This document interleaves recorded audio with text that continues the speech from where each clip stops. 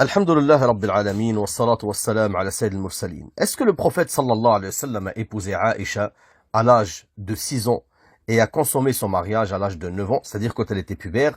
Dans d'autres versions, à l'âge de 9 ans, a consommé son mariage à l'âge de 12 ans. Yani avec Aïcha.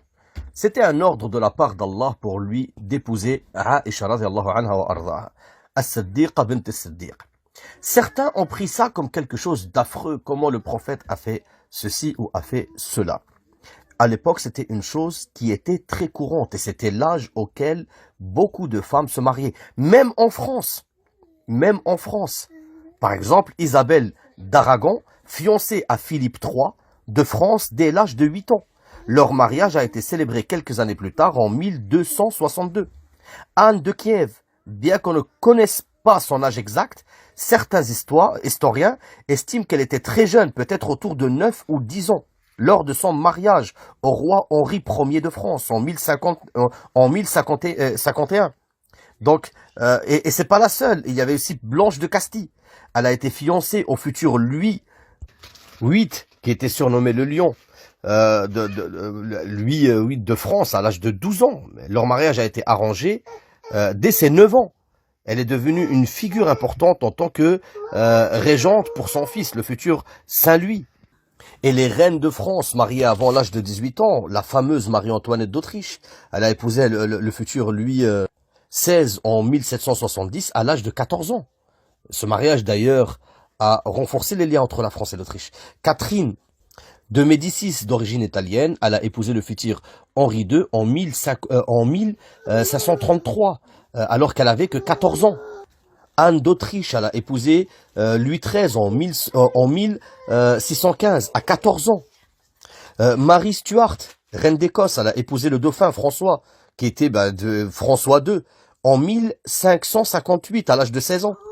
Et ce n'était pas seulement en France, même en Angleterre. Isabelle de Valois, elle est devenue reine d'Angleterre en épousant Richard II en 1390 ou 86, je sais plus. Elle était âgée de 6 ans. Elle a épousé le roi dans le cadre d'une alliance avec la France. Et ce mariage, elle l'a fait à l'âge de 6 ans.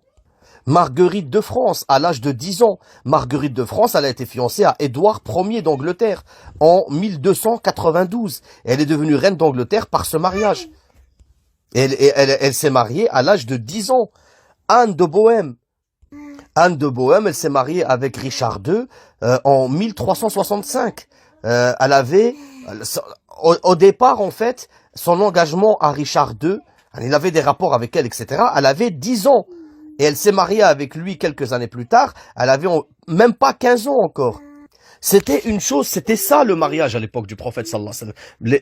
Les mariages que je viens de vous citer, des reines d'Angleterre, des reines de France, c'était des mariages d'alliance entre des tribus, des peuples, etc. Ce que faisait le prophète sallallahu alayhi wa sallam. La plupart de ces mariages, c'était des mariages de alliance, etc. Mais la seule qu'il a épousée à cet âge-là, c'était Aïcha radiyallahu anha wa ardaha, par rapport à l'ordre d'Allah de l'épouser. Mais c'était une chose fréquente chez les rois de France, les rois d'Angleterre, chez tous les hommes. Il a été envoyé guide pour toute l'humanité. Donc ce n'est pas une chose qui était considérée comme une chose affreuse. Non, c'était ça les traditions à l'époque du prophète sallallahu alayhi wa sallam. D'ailleurs, c'était ça en France et partout. Les femmes se mariaient très souvent, 9 ans, 10 ans, etc. Pour vous dire, c'est seulement quelques années, c'est avant 1792.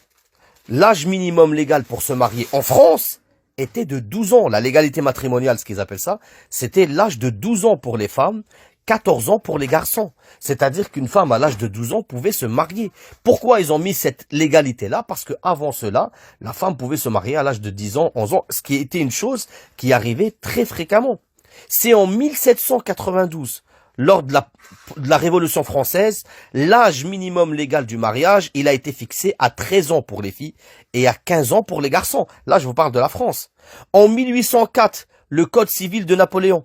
Le Code civil a fixé l'âge minimum du mariage à 15 ans pour les filles, 18 ans pour les garçons. Et c'est seulement en 2006, la loi du 4 avril 2006, que l'âge minimum légal du mariage, il a été harmonisé pour les deux sexes. Et il est devenu fixé à 18 ans pour les filles et les garçons. Bien sûr, sauf dérogation exceptionnelle accordée par le procureur, etc. Ou elle peut se marier à l'âge de 15 ans. Mais il reste que la légalité sexuelle en France, c'est 14 ans. À 14 ans en France, la fille peut avoir un rapport sexuel. Donc méfiez-vous de ce que ces menteurs essayent de propager sur le fait que le prophète il a épousé une jeune fille, etc. Vos rois ont épousé des jeunes filles, vos rois de France, vos rois d'Angleterre. C'était ça les lois dans la France. En France, la femme pouvait se marier avant l'âge de 12 ans. Il a fallu jusqu'en 1700, comme je vous l'ai dit, 91 ou 92, pour qu'il y ait un minimum d'âge pour la femme qui était l'âge de 12 ans. Mais avant cela, elle se mariait comme elle voulait. Il n'y a pas que cela, wallah, même, dites-vous que l'islam a vraiment donné toutes les libertés à la femme. L'islam, il a élevé la femme. Je vous donne un simple exemple. Le divorce. Si tu ouvres la Bible, tu vas voir, si tu vas dans le chapitre de Matthieu, paragraphe 5, 31. D'ailleurs, le paragraphe, il s'appelle le divorce. Il a été dit aussi, celui qui renvoie sa femme doit lui donner une lettre de divorce. Eh bien, moi, je vous déclare, tout homme qui renvoie sa femme alors qu'elle n'a pas été infidèle, lui fait commettre un adultère si elle se remarie. Et celui qui épouse une femme renvoyée par un autre commet aussi un adultère. Clairement, dans la Bible, il est cité que si ta femme n'a pas fait l'adultère et que tu la divorces, eh bien, si elle se remarie, elle est considérée fornicatrice. Et si toi, tu épouses une femme qui a divorcé pour autre cause que l'adultère, toi aussi tu es un fornicateur et tu es une fornicatrice. Ça, c'est dans la Bible. Il interdit le divorce pour autre raison que l'adultère. C'est-à-dire que ta femme, elle n'est pas heureuse avec toi, etc. Elle n'a pas le droit de demander le divorce. Où est venu le divorce pour la femme? Eh bien, c'est l'islam. C'est le prophète Mohammed sallallahu alayhi wa sallam qui a autorisé à la femme de divorcer avec son mari, même si elle n'a pas commis l'adultère. Le simple fait qu'elle ne soit pas heureuse avec lui, elle peut demander le divorce. Comme il a été rapporté dans un hadith authentique, la femme de Thabit ibn Qais, elle vient vers le prophète, elle dit « Ya Rasulallah, wallahi la u'ibu ala Thabit din wa la khuluq, walakini akhsha al-kufr » Ya Rasulallah, je ne reproche pas à Thabit ni sa religion, ni son comportement. Mais, akhsha al-kufr, c'est pas la mécréance, mais voilà, quoi qu'il fasse de bien avec moi, je ne serai jamais reconnaissante, je l'aime pas. Je veux pas rester avec lui. Le Nabi sallallahu alayhi wa sallam, il lui dit « Qu'est-ce qu'il t'a donné comme dot ?» Elle lui a dit « Hadiqa ». Un morceau de terre. Il lui a dit, rends-lui son morceau de terre, et il a ordonné à Thabit ibn Qais de divorcer cette femme, parce qu'elle ne veut pas être avec lui, elle ne l'aime pas. C'est l'islam qui a donné le premier ce droit à la femme. Dites-vous qu'en France, la femme n'avait pas le droit de divorcer. C'est seulement, alors, le prophète, il y a des siècles en arrière, il a autorisé à la femme de divorcer. Dites-vous qu'en France, c'est seulement après la révolution en 1792, que la femme elle a le droit de divorcer. C'est la première fois que la femme elle a le droit de demander le divorce, c'est seulement en 1792. C'est-à-dire qu'à partir de 1792, elle pouvait demander le divorce pour n'importe quel autre motif. Incompatibilité d'humeur, ou faute grave, ou quelque chose comme ça. Avant, non. Avant, non, c'est seulement si elle fait l'adultère, son mari la divorce, etc. Mais sinon, elle n'avait pas le droit de demander un divorce. En 1804, le divorce, il est maintenu, mais il est devenu plus restreint et inégal complètement pour la femme. Parce que la loi, elle imposait des conditions plus strictes pour les femmes. Par exemple, elle ne pouvait pas demander le divorce pour adultère du mari que si celui-ci entretenait sa maîtresse au domicile conjugal. Alors que les hommes pouvaient divorcer pour tout adultère de leur épouse. En 1816, le divorce, il est aboli sous la Restauration pour des raisons morales et religieuses. Il supprime toute possibilité de divorce pour les femmes et les hommes. Et ça, c'est en 1816. En 1884, la loi Naquet, elle rétablit le divorce en France. Les femmes, elles retrouvent le droit de demander le divorce, mais les conditions, elles étaient restées vraiment strictes et limitées. Seulement certains motifs d'adultère, etc.